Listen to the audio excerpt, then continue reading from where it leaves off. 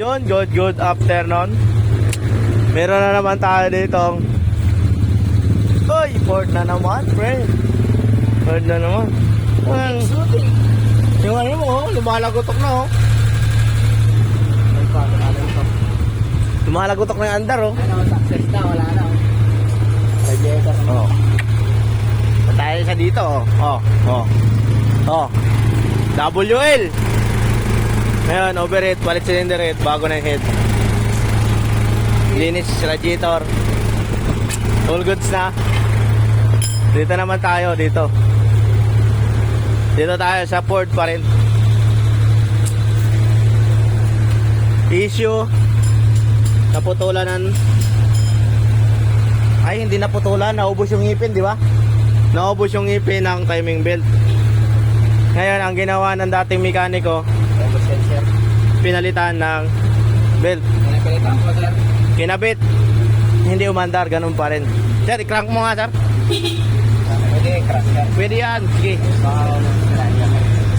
Yan. Sige, i-crank mo, sir. Tingnan nga natin kung may compression pa.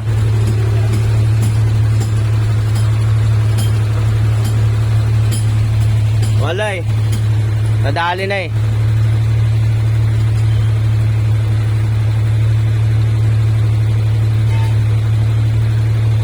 Ito kasi, pag naubusan yan ng ngipin ang timing belt, malamang sa malamang, tudas yung rocker arm niya. Diba? Yung intake niya, puro lang is na.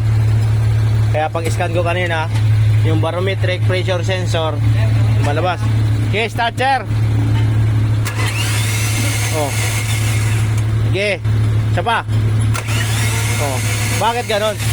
Bumabalik. Walang compression, bumabalik na yung hangin dito sa intake. Oops, tama na. Isa lang ibig sabihin. Diba? Wala ang compression. Andar pa lang, walang compression. Start pa lang, walang compression. Bumabalik na yung hangin sa intake. Tudas na yung barbula niyan. Sana naman, barbula lang. Kaya bubuksan na natin yan. Kaya masasabi ko lang, pag ganitong mga naputulan ng belt, ay huwag nyo nang tanggaan, palitan ng belt lang. Mas maganda, lahatin nyo na. Lahatin nyo na. Buksan nyo na yan. Kasi Agad si Boy Gastos. shout out tayo kay Boy Gastos. Bale yung head nyan, maano lang naman yan. Yan. Huwag lang magkapalit-palit mga tubo yun, tatandaan nyo lang yan.